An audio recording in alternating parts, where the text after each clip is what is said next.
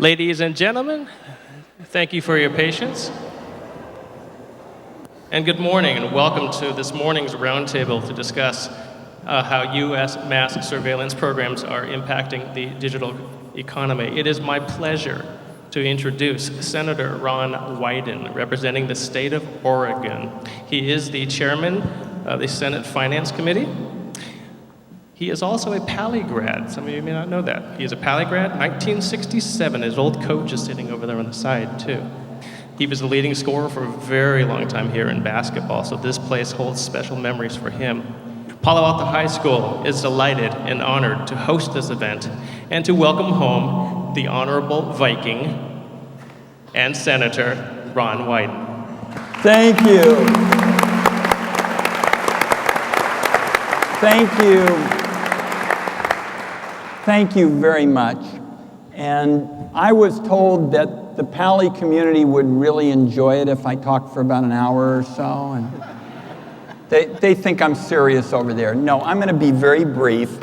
And I wanted to start by saying, as I was walking in this morning, I couldn't help but look over there where the gentleman is in the yellow shirt on the sidelines, because about close to 50 years ago, on a winter night where he's standing, there were fans 3 and 4 deep along the court, and the fire marshals had already closed off the gym after extra seats had been brought in, and that winter night had the largest attendance in the history of basketball in this gym. Now, Sequoia and the late Charlie Johnson, who played in the NBA, was spectacular in defeat that night. I, on the other hand, missed out on my dream of playing in the NBA by being too small, and I made up for it by being really slow. But the memory of that gym's magic is still special, and I thought the Pali community would like to know that still when people come back to DC to visit, invariably someone gets up and says, "I was there for the Sequoia game. I've never seen anything like it." Who knew that the gym that night squeezed in thousands and thousands of people who got around the fire marshals? A little Pali magic. Another special part of the gym's history is here in the presence of a very special person, which is Coach Clem Weiser. My coach, Pali's winningest coach ever, is still here at the gym, at Pali, at over 90, for Pali athletes past and present who want his advice and good counsel. Coach Weiser is simply the gold standard for teaching basketball players on and off the court. So now, by special order of the federal government, I would like all of you to join me in giving a loud, loud Pali greeting to the coach who has been a role model in this community for decades, the one and only, and I hope he'll stand, Coach Clem Weiser.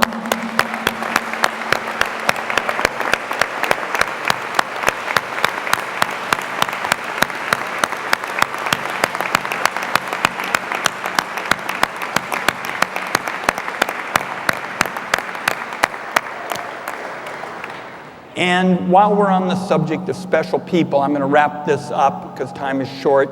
My scary smart, always charming older daughter, Lilly, is here. I hope she'll stand. Where is Lilly? She is floating. There's Lilly. And suffice it to say, whenever I think I understand something new or breaking in technology, I check in with Lilly Wyden. So I'm glad she's here. Let's go to our program now. This community may not have been a launching pad for my NBA career, but Silicon Valley, like the Silicon Forest in my home state of Oregon, is the launching pad for the digital economy. In the digital economy, the American brand represents innovation, open communication, economic opportunity, and American values, except when it doesn't.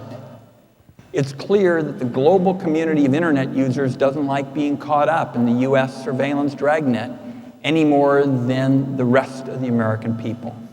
They've embraced American technology, but they don't like it being turned against them in a way that doesn't increase anyone's security. So, for example, cloud computing is a big-time American advantage. US-based cloud service providers are global leaders. They've transformed the way information is shared and managed and the way that software and services are provided around the world. One study, however, estimated that surveillance-related consumer concerns could cost US cloud service providers up to 1/5 of their foreign market share. Friends, this is going to cost America jobs. Good paying American jobs, when wage growth is one of the premier economic issues of our time. Students in this room, students in Oregon, from all over the country do not want America's political system to fritter away hard-earned opportunities to foreign competitors in high-wage industries. And as chairman of the Senate Finance Committee, I'm here to tell you I will not let that happen.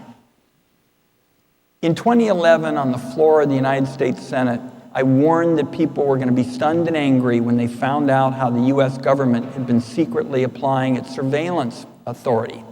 Legislators are now picking up on this development. On top of this understandable reaction from typical consumers, we now have foreign governments piling on.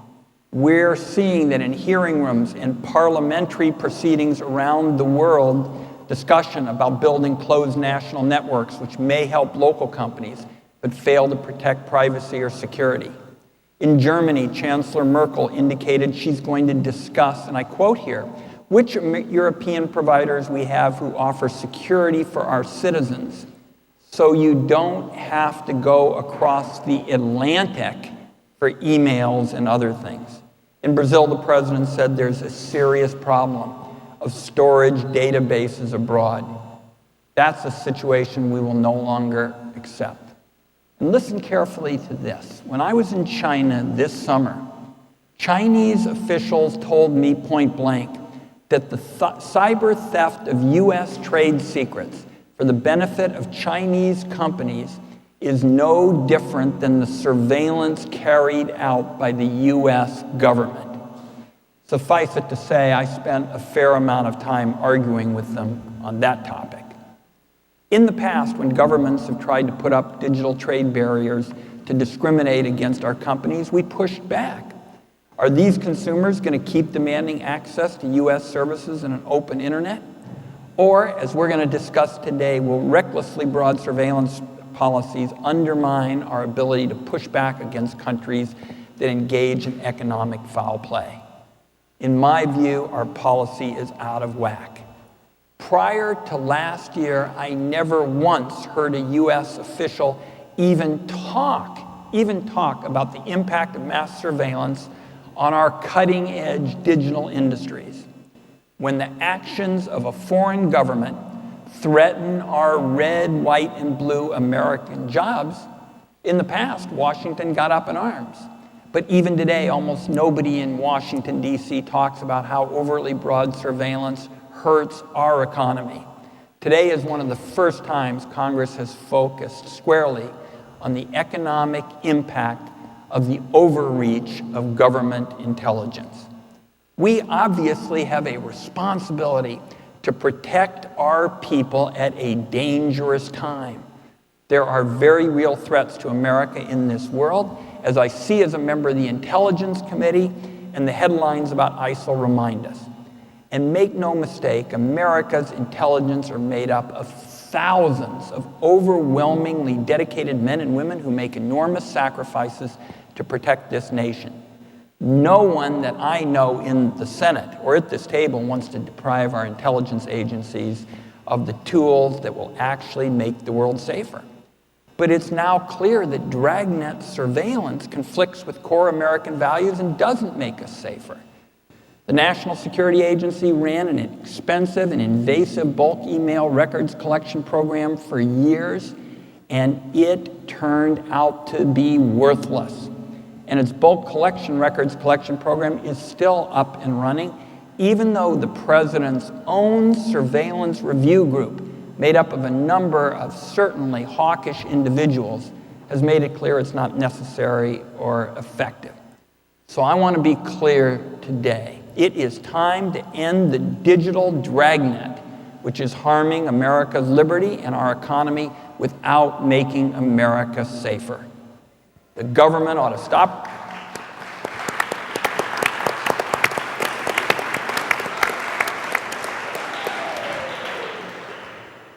The government ought to stop requiring American companies to participate in this suspicionless collection of customers' data and begin the process of rebuilding trust at home.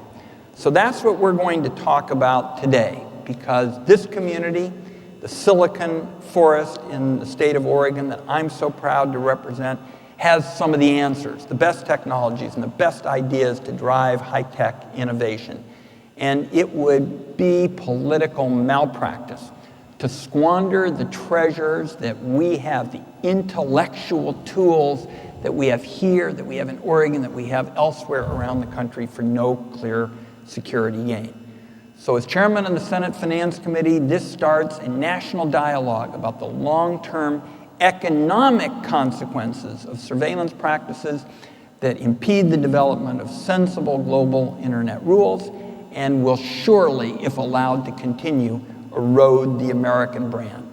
So the conversation starts here, and let me introduce our panelists, and we'll start with some comments from them. Eric Schmidt, the executive chairman of Google, is with us. Brad Smith, the general counsel and executive vice president of Microsoft. Colin Stretch, the general counsel of Facebook. Ramsey Homsany is here, the general counsel of Dropbox, and John Lilly, a partner at Greylock. So we thank all of you for participating. We're going to have this discussion in two sections. First, the threat to the digital economy and what needs to be done about it. So let me start first with Mr. Eric Schmidt, who has provided good counsel on a number of subjects over the years. Mr. Schmidt, this is not the first debate about short-sighted government policies that threaten the digital economy.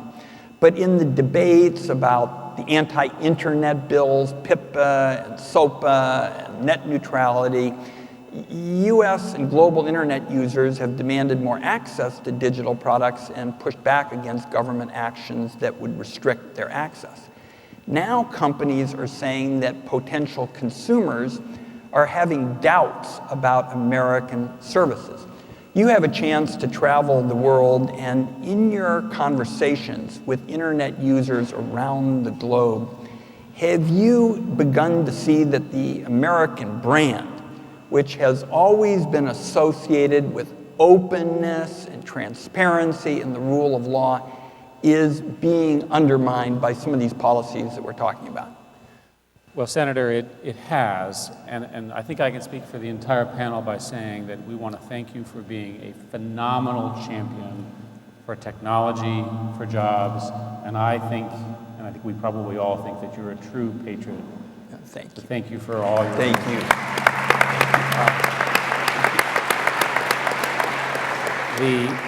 The impact of the things you're describing is severe, and it's getting worse, unfortunately.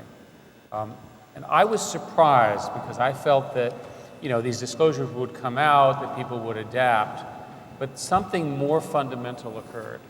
And what occurred was a loss of trust between America and other countries. And let me use Germany as an example.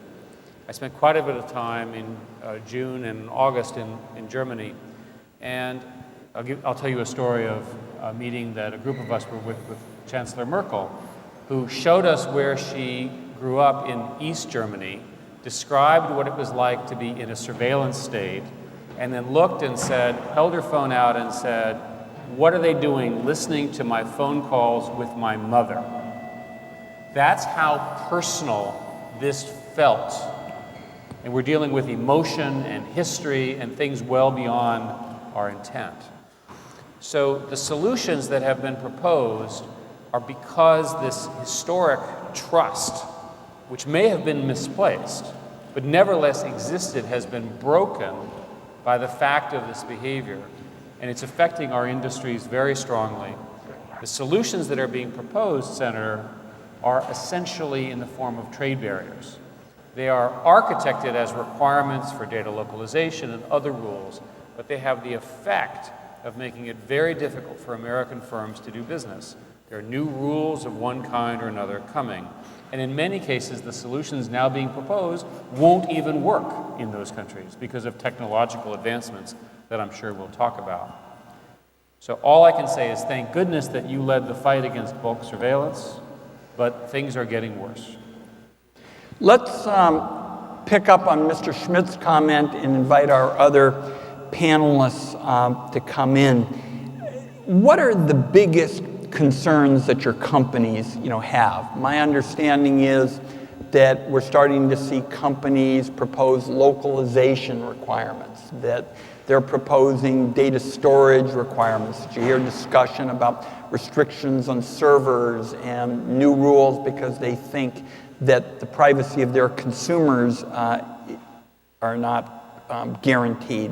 Why don't each of you, starting with you, Eric, mention the areas, because I know you're making some trips now to start exploring these discussions. What are the biggest concerns, and also to the extent you can pick up on the ramifications for the cloud and potential there? Let's start with that. I think the simplest outcome is that we're going to end up breaking the internet.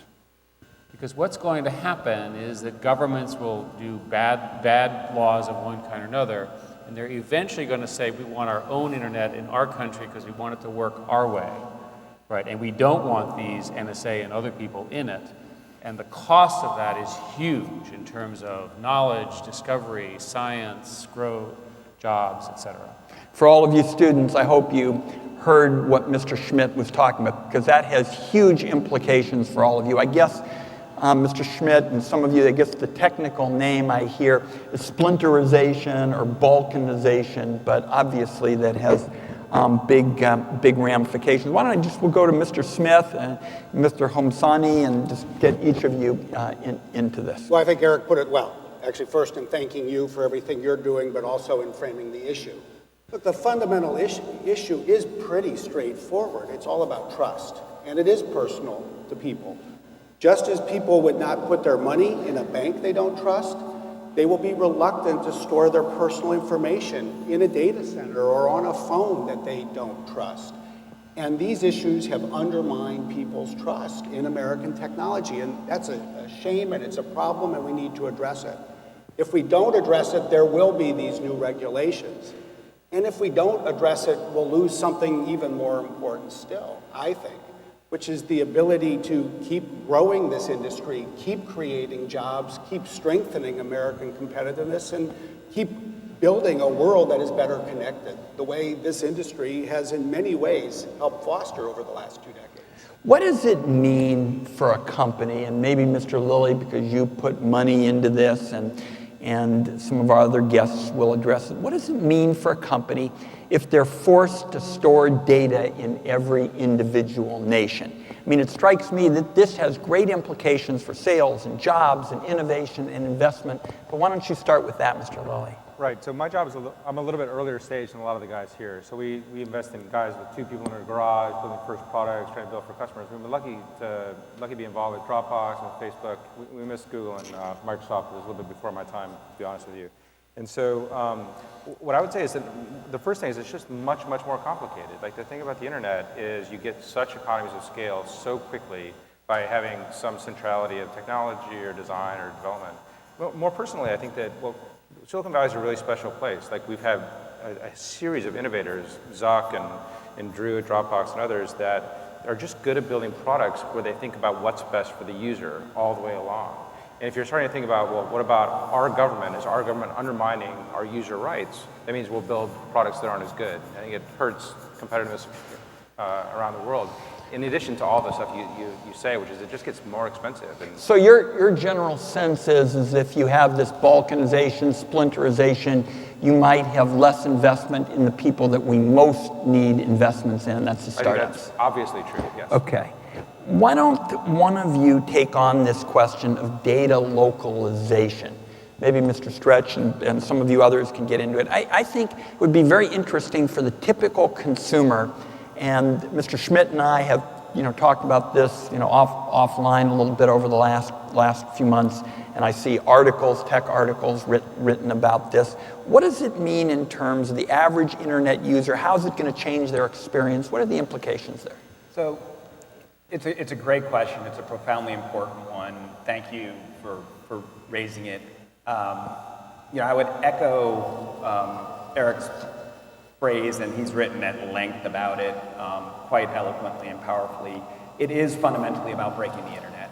The internet is a medium without borders, and the notion that you would have to place data centers and the data itself that is used to serve particular communities, particular countries within region is fundamentally at odds with the way the internet is architected. So what does that mean as a practical matter? It means the service you receive as an internet user is less efficient, it's slower, it is less personalized, because we're not able to take advantage of the cloud-based storage that the internet enables. I'd make two other points about this movement towards data localization that I think are profoundly important. One is I think it makes the public at large, both here and abroad, less secure.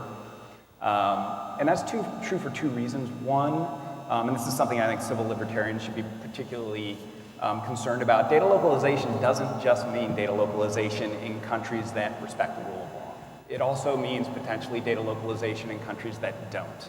And that perversely would result in, quite possibly, more access by state-sponsored surveillance, state-sponsored espionage, sponsored by regimes that do not respect the rule of law. And I think that's a difficult problem that needs to be confronted.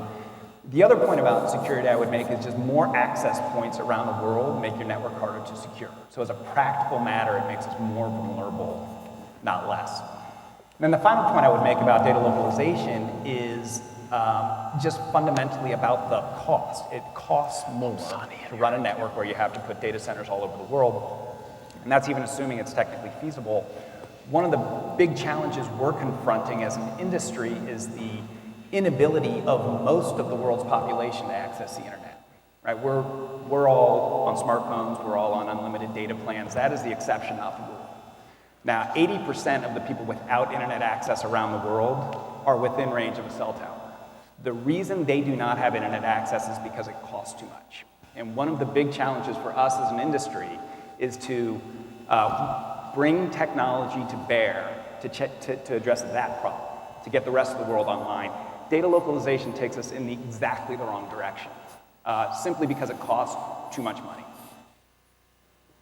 Let's get Mr. Homsany in here, because at Dropbox you're doing a lot of important work that relates to innovation and investment. What's your take on these practices? Picking up on these comments, this is a much more even tangible issue for us, because we're a wildly successful company, but IBM just announced they're going to spend $1 billion to go build local data centers in Europe, and despite our great investors, we don't have $1 billion lying around, right? And we serve 300 million users, more than that around the world. More than 70% of them are not in the US. And you have 20 governments in the past few months who have all either put forth proposals or talked about putting forth proposals for data localization. That basically would make it impossible for us to serve users in those countries. And this is coming from a position of a company that's made it at this point, right? Like, we have high school students here who dream of one day building the next great company and knocking us off this stage. Like, what are they going to do? imagine if In the front row, they were already working on it this morning. I mean, imagine if Larry and Sergey were sitting around in a garage and saying to themselves, yeah, number 2 on our to-do list is to build a data center in Germany, right? I mean, it just wouldn't, it would make starting these kinds of companies and the kind of amazing value that's been delivered to people globally impossible. Let me examine one other issue and start with Mr. Schmidt on this before we go to sort of the solution part of the discussion. Mr. Schmidt, as you know, for years there's been a focus on trying to deal with protectionist practices. And in effect, your companies, all the companies that work in this area in Oregon dealt with blocked websites, withheld licenses, stolen intellectual property. There were a whole host of problems. So what I'm interested in is the relationship between old-fashioned protectionism and the implications of the new kind of surveillance. And you've been trying to look around the world with respect to the obstacles your companies have faced in foreign markets. Is this most recent NSA overreach, is it really just old-style protectionism with a new cover story, or does the change that we've seen with the expansive overreach, does it make the problem harder to solve? It makes the problem harder to solve because it's seen as personal. Traditional protectionism was, orange grower here and distributor here.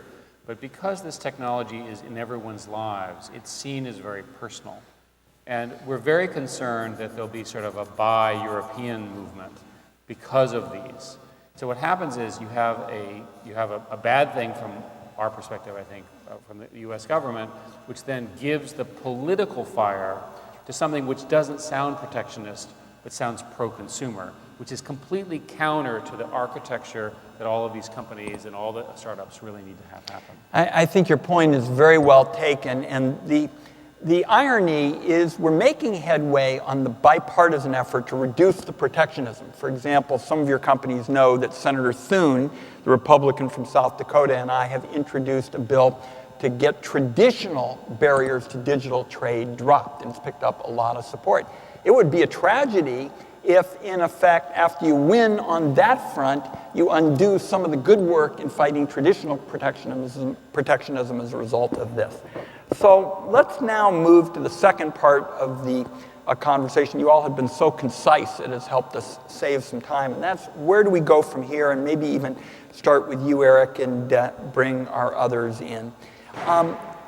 Each of you, I think, has mentioned in one way or another this morning the question of trust. Because if businesses and individuals become more wary, this means they're not going to want to digitize their data, put it into the cloud. All of the great developments have the potential to really wither on the vine. So my question to you is, we've got legislation that's being considered in the Senate to improve oversight and accountability, reform the Foreign Intelligence Surveillance Court. It mostly, however, responds to the concerns that Americans have, and that's our first and foremost responsibility. That's what I do first and foremost. I think with respect to the economics, 70% of your customers are abroad. I know that that's the case with you, Mr. Homsany. So tell me what the additional actions we need to take in addition to these bedrock policies like ending bulk collection of phone records of Americans. What else do we need to do to make sure that Americans here can get those good paying jobs overseas? Start with you, Mr. Schmidt. Well, everyone I'm assuming is happy to go and find evil people and do the right thing to these evil people. The problem is that the technology allows for very, very, very broad surveillance of countries and individuals. And if it's leaked, and there's a tendency for this information to be leaked because it's so easy to do bulk leaking, which we're certainly not endorsing here, by the way. But the fact of the matter is if the US government and others are busy doing things which, when they are known, will cause a huge new trade war, there's a balance of interests here. And there seems to be a tendency to overreach on these, right? It seems like you're optimizing one thing at the cost of 100,000 jobs, right? Or a huge industry. And I think that's my reading of this. A more nuanced view would say that there's some limit to how much of this you should do. Put another way, just because you can do it doesn't mean that you should do it. And there's no question that Washington, D.C. does overreach well, and that certainly is an important point. So there we are for you, Mr. Homsany. My responsibility as a legislator, first and foremost, to my constituents. They also care about their jobs, and 70% of your customers are abroad. What do you need to see in order to keep Dropbox and similar industries growing? Yeah, I think it really starts with rebuilding that trust here at home. And you've been a great champion of that, and thank you for that. A great start would be passing USA Freedom.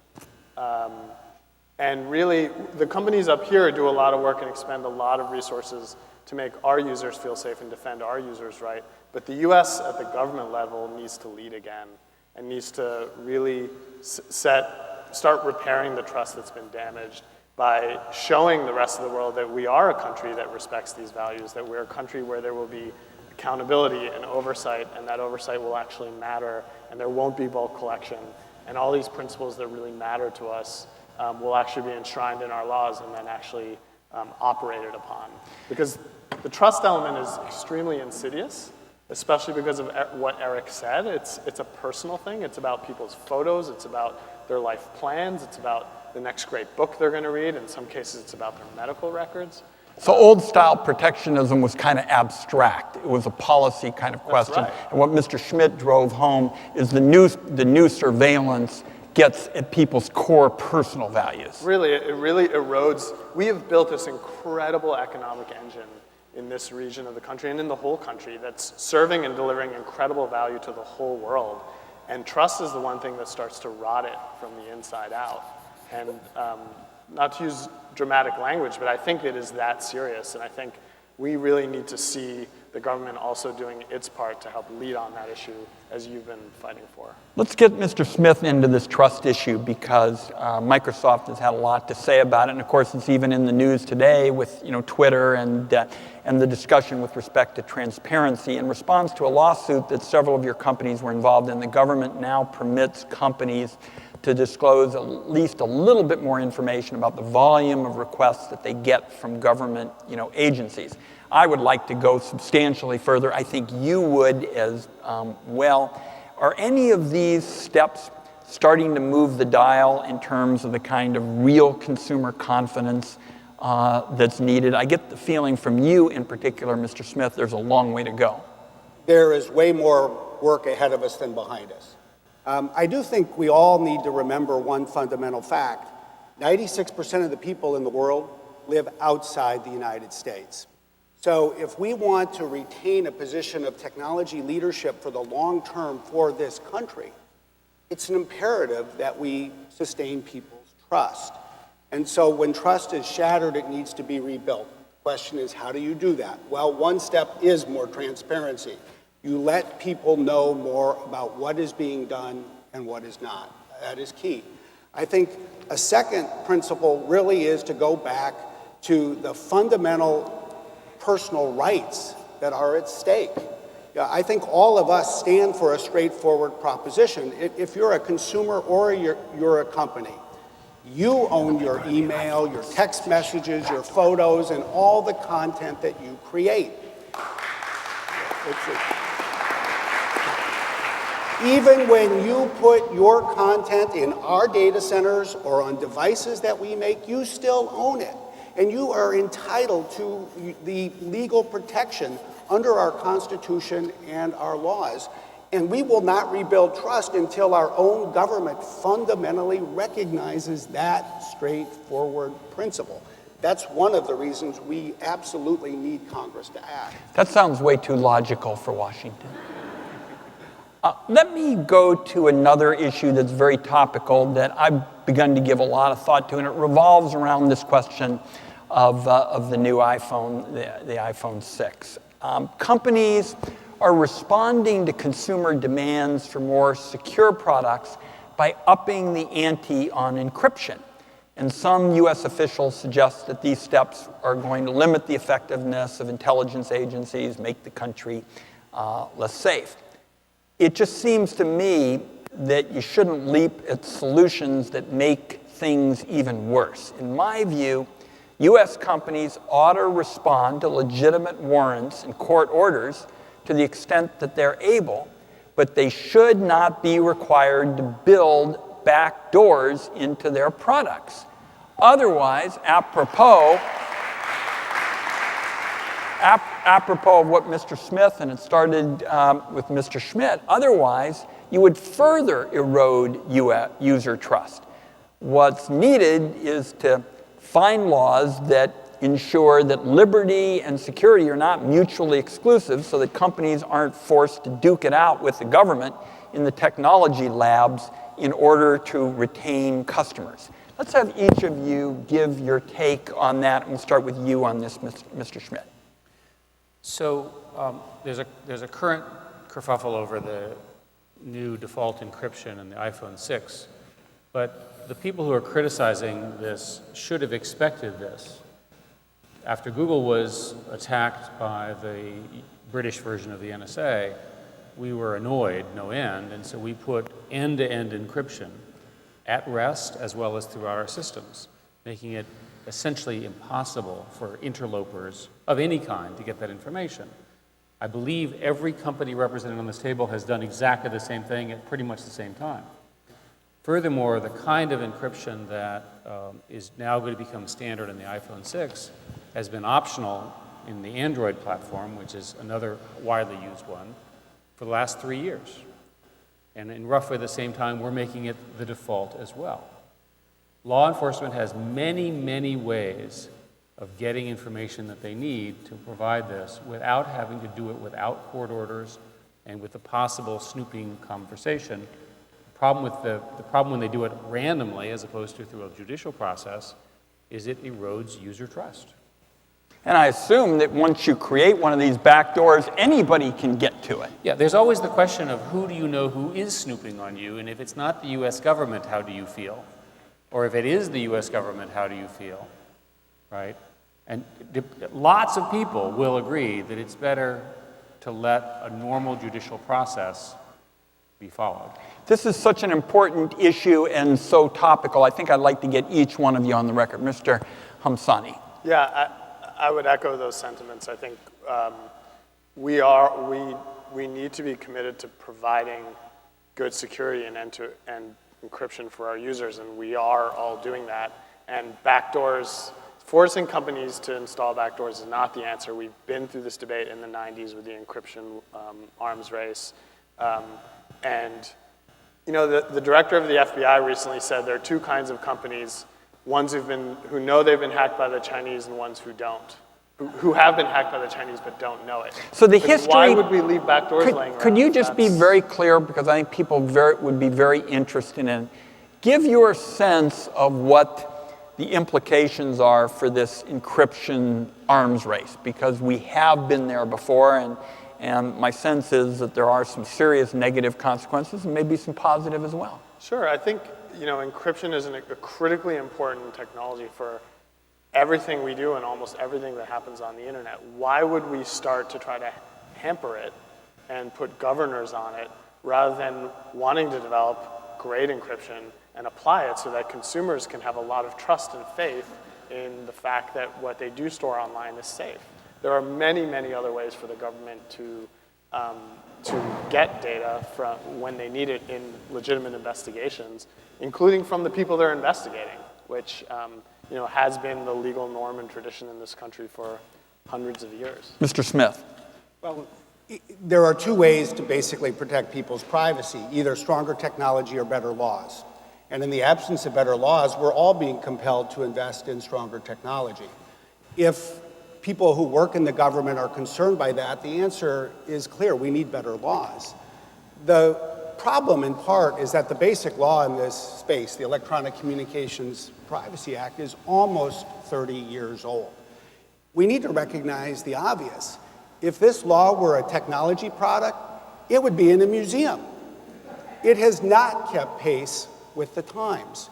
It is a law that will neither keep the public safe nor privacy rights secure. So we need Congress to step forward. We need Congress to strike the right balance. We need to improve the law. And then there's a better conversation that we can all have. Very good. Mr. Stretch, Mr. Lilly. So fundamentally, I'd be shocked if anyone in the industry takes the foot off the pedal in terms of building security and encryption into their products. And that's, candidly, I think it would be true even if the NSA didn't exist. And I think that's the right thing for us to do as an industry. The disclosures over the last year create additional imperative to do it, and I think we're all working harder and faster on the process than maybe we were before. But it is a key business objective of all of us. The disclosures in a year of profoundly disturbing disclosures, from our perspective, the most profoundly disturbing were the reports of unauthorized access of American companies overseas, to put it in simple terms, just hacking, the sort of things we do see from some other countries that are involved in state-sponsored espionage. And that, I think, put the relationship between the industry and the US government on a profoundly different footing. We've always prided ourselves on looking very hard at the lawful requests that come in, kicking the tires, but being responsible about them, knowing that the US government has a very important role to play in keeping the public safe. And our role is to ensure that when they're following the law, to respond appropriately. What those disclosures, I think, brought to light was there was this effort outside of what we all thought of as the appropriate legal process to obtain user data, which was, I think, quite disturbing, certainly to us, and I know to other companies as well, and have spoken out forcefully about it. And it placed renewed focus on our need to protect ourselves from these sorts of unauthorized overseas attacks, to essentially force the government to come to us through the legal means that have been discussed, passed by Congress, signed by the president, the product of a democratic process. Fundamentally, I agree that those laws need to be refreshed, certainly. The point I'm making is that in investing as heavily as we are in security, we're forcing those access through those laws to be the only way in. Good. Mr. Lilly? Yeah, I Same think thing. my message is really simple, which I think most people want to follow the law. Most people want to be safe. Most people want to help our law enforcement, our government keep us safe. But when we hear messages from federal government, from police about, well, I have to be able to go through your iPhone like I go through your closet, and not saying, well, of course, we want to go to a judge and get a warrant. Of course, we want to follow the law. What's happening is this bifurcation of citizenry and law enforcement and government. And we're getting a drumbeat of that. And so increasingly, we're just at odds with our own government. That's obviously not the society we want, and it won't work. Let's go to a couple of other areas, and then we've got some questions, I think, that are going to come from students, and I think going to come on Twitter. And Mr. Smith, you've been very concerned about open internet norms being discussed globally because of a sense that foreign governments may back down from the precipice of fragmenting the global internet, but what we really need to do is work together to ensure cross-border data flows and also restrict these protectionist measures. In your view, what are the trade rules that you think now are most vital in order to keep the internet as an open platform for global commerce? And I assume that you believe that if there's real surveillance, reform, this will ensure that we can get back to something else that you really care about. Well, I do think it would help. And I think your question also helpfully takes us back to the conversation about localization. Because in a sense, I would say it is every bit as bad and even worse than what we were talking about before. Because in the absence of foreign governments' willingness or ability to trust American technology, the kinds of proposals that are coming to the surface not only would require that data centers be built in more countries, but that they be operated by companies that are not American. And this would just shut the door on this country's So there are costs in terms of competitiveness, but I would assume if you're talking about non-American companies, I would introduce yet another array of questions consumers would have with respect to privacy. Well, ultimately, if there's one thing that one finds, not everywhere, but in most countries, it's this. Most people are more prepared to trust their own government than somebody else's. So what you would see is a law in a country in Europe that says that people's data can only be put in a data center that is run by a company from that country. That's sort of the new generation, I fear, of protectionist concern. And in order to address that, I think we need to move forward in two ways. One is to establish international rules on when governments can get information in another country pursuant to international law, pursuant to treaties that exist today, pursuant to legal process and in a way that protects fundamental human rights. And then second, we need to ensure that new trade barriers are not erected, whether it's in the context of the Trans-Pacific Partnership, which you've obviously been involved in, Senator, or other discussions. We need these to move forward so that market access is kept open. Let's have one additional issue explored on the transparency front, and I want to ask you, Mr. Lilly, on that because I think it relates to investment and startups.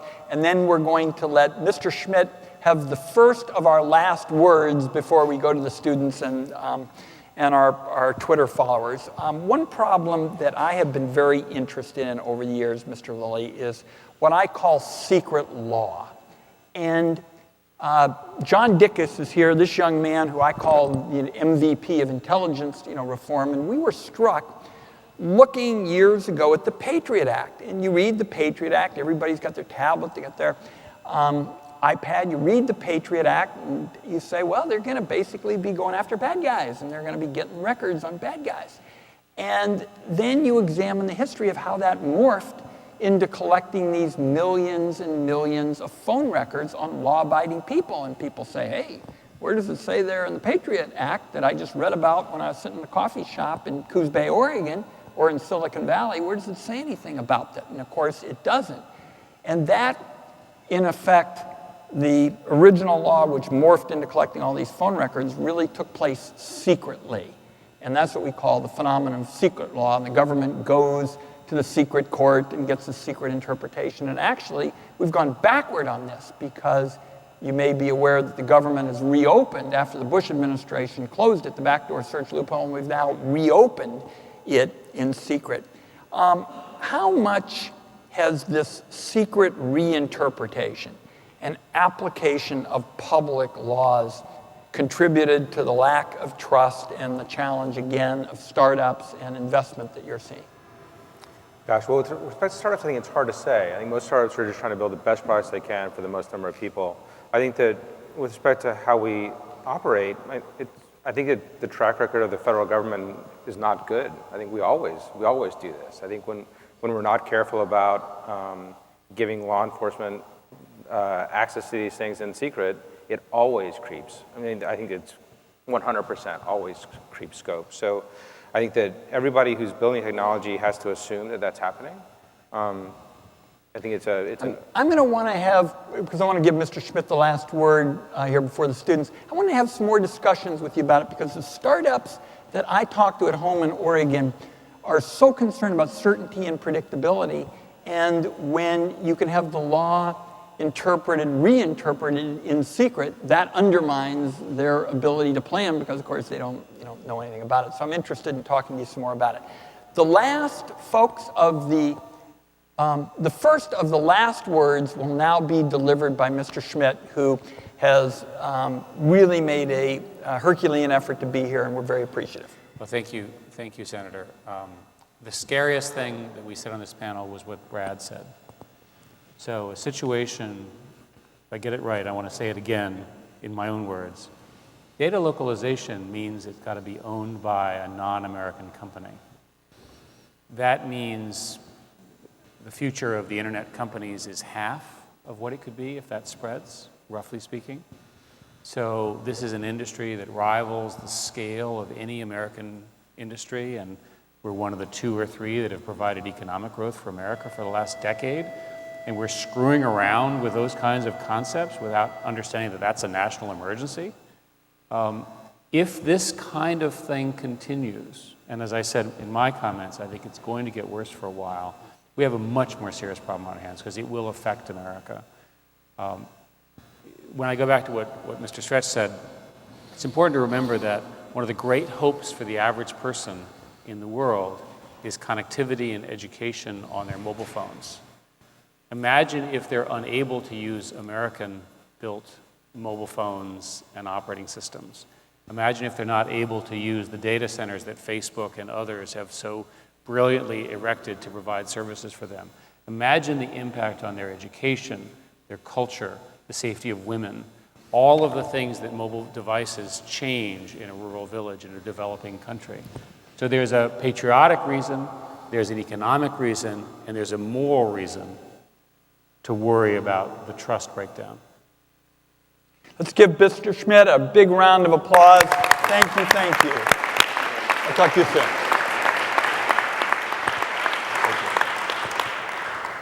And now we have a student who is going to ask a question, which I think is very fitting, because I met with the students earlier today, and they're all interested in new ideas and the impact of technology on entrepreneurship. And we're going to keep our 4 business leaders who've been good enough to stay here, and let's have our student ask the question, at least for the Palo Alto student body.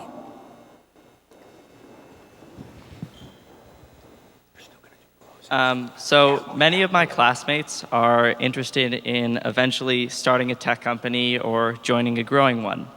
How does this issue of surveillance affect us?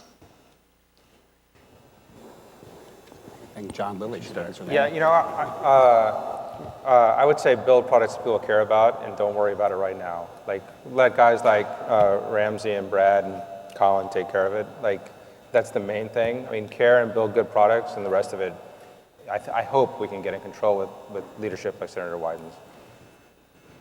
Yeah, I would just add to that if we don't get back to the business of fixing trust and we get into the place where data localization becomes a real problem, it will be extremely difficult for 1 or 2 people to build the kind of great technology movements that the companies represented at this table have delivered, not just for the American economy, but for users around the world. And so this is an issue that students should really, really care about. I would say care about it for the reasons you've learned in your civics class, not necessarily for the reasons you've learned in your computer science class.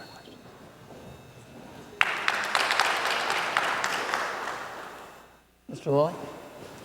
Okay. Yes, amen. I'm going to let each of our guests deliver their final comment, and then I'll just have a quick word to wrap up with. I will tell that student there, because I thought about your discussion earlier today and thinking that you might want to get into it, that these tech issues are clearly a major piece of what it's going to take to encourage innovation and entrepreneurship for students. They're not the only piece. For example, I'm, as chairman of the Finance Committee, particularly committed to bipartisan tax reform, because I think the tax code is a rotting economic carcass, infected with loopholes and inefficiencies, and it directly relates to your question, because what we want in our tax law is to encourage what you're talking about, innovation and entrepreneurship. And what the tax law really does is it promotes people who are good at tax engineering, who are good at hot wiring the tax code in order to find some loophole or trick. It's part of why we're seeing this problem with inversions that you may have heard me comment on here in my visit. So the tech policies we're talking about today are a key part of responding to students' ability to innovate and get into areas where they can be successful entrepreneurs, but there are a number of other pieces, to the puzzle, and we'll have a chance to talk about that as well. Why don't we allow each one of our guests a final statement, and I'll have a quick closer. Mr. Homsany. Sure. So, you know, we're really witnessing an incredible revolution over the past 10, 20 years in terms of the value that can be delivered to users when they get to use these kinds of services.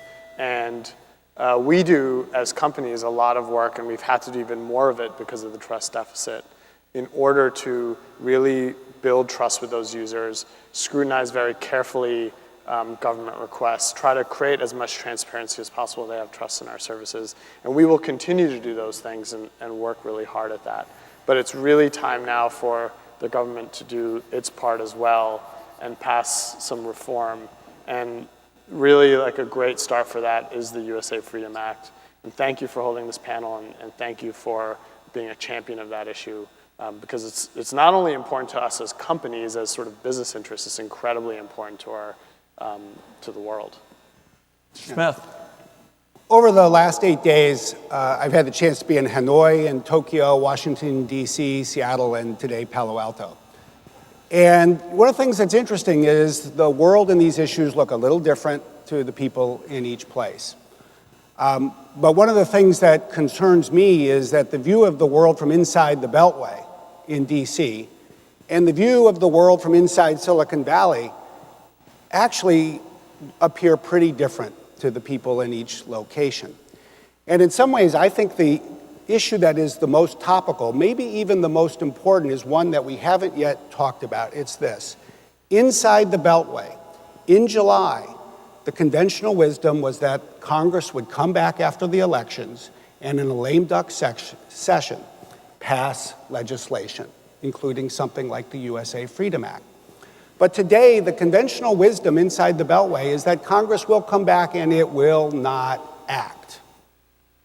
The fundamental truth is that the world does look more dangerous in October than it did in July. And because it looks more dangerous, people are less certain about what to do. And yet I think we need to look the world's dangers in the face.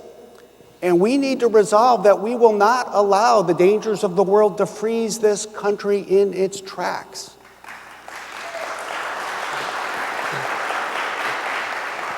We need to recognize that antiquated laws will not keep the public safe. We need to recognize that laws that the rest of the world doesn't respect will ultimately undermine the fundamental ability of our own legal processes, law enforcement agencies, and even the intelligence community itself. At the end of the day, we need to recognize that what I see, whether it's in Vietnam or Japan or in Europe or anywhere else, is one thing.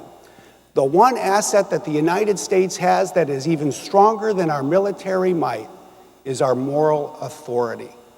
And this decline in trust has not only affected people's trust in American technology products, it has affected people's willingness to trust the leadership of the United States.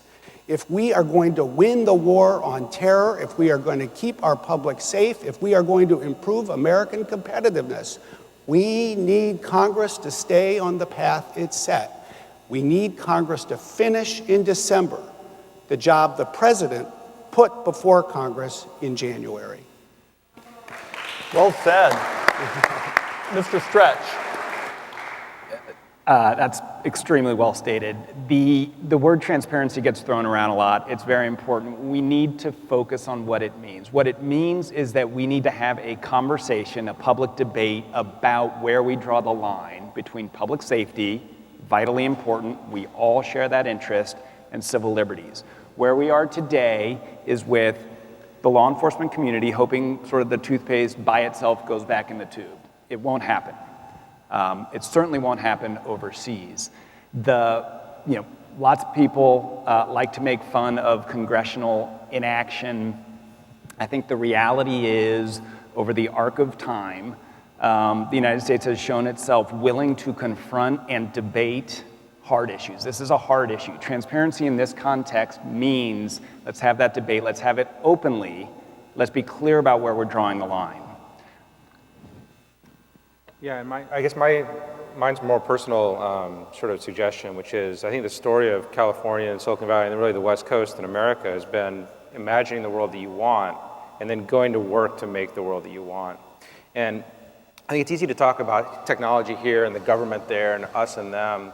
And one of my heroes, a woman named Jen Palka, who runs Code for America, and she was deputy CTO for Obama until just recently. She likes to say that, you know, when you're complaining about the traffic, it's not that you're in traffic, you are the traffic. And when you think about government, like you complain about our government, it's easy to complain that government is terrible, but it's of us, it's for us, and it's of us and by us. And so all I would say is, like, we need to imagine the society that we want and how we want it to work, and then we need to go engage and make it happen. And that's why I'm encouraged when we have partnerships with DC and Silicon Valley and how to make that stronger. Let's, as we move to wrap up, just reflect on a couple of points. And Mr. Smith is giving us a very helpful summary. I think to quote your last comment, Mr. Smith, you said, antiquated laws don't make us any more secure. Not only is that right, but the president's own advisory group, and the staff likes to tease me a little bit, but it's at page 104 of their report.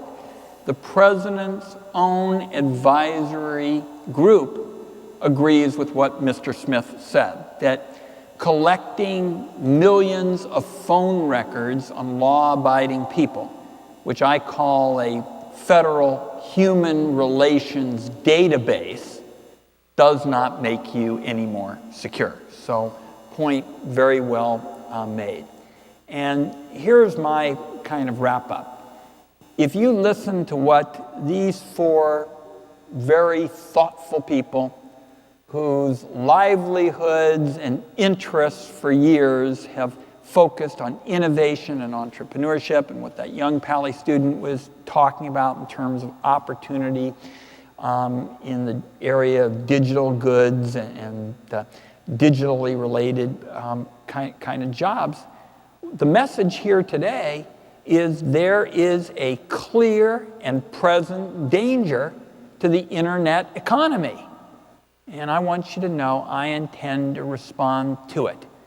I'm going to respond to it as a member of the Senate Select Committee on Intelligence, a committee I'm a senior member on. I'm going to respond to it as a senator who has the honor of chairing the Senate Finance Committee. And the reality is, as Mr. Smith said, we can pass a good bill, a good bipartisan bill, as you suggest, by the end of the year. I and Senator Paul and others on a bipartisan basis would like to close that backdoor search loophole, which is increasingly important as global communications become increasingly integrated. The reality is the bill makes a lot of progress as it is written now.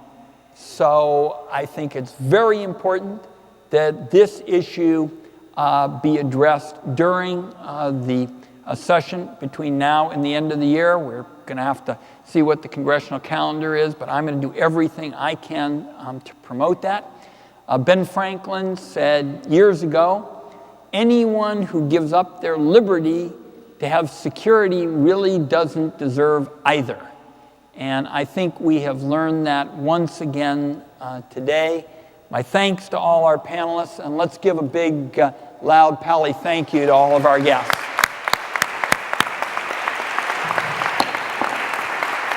And this Finance Committee roundtable is adjourned.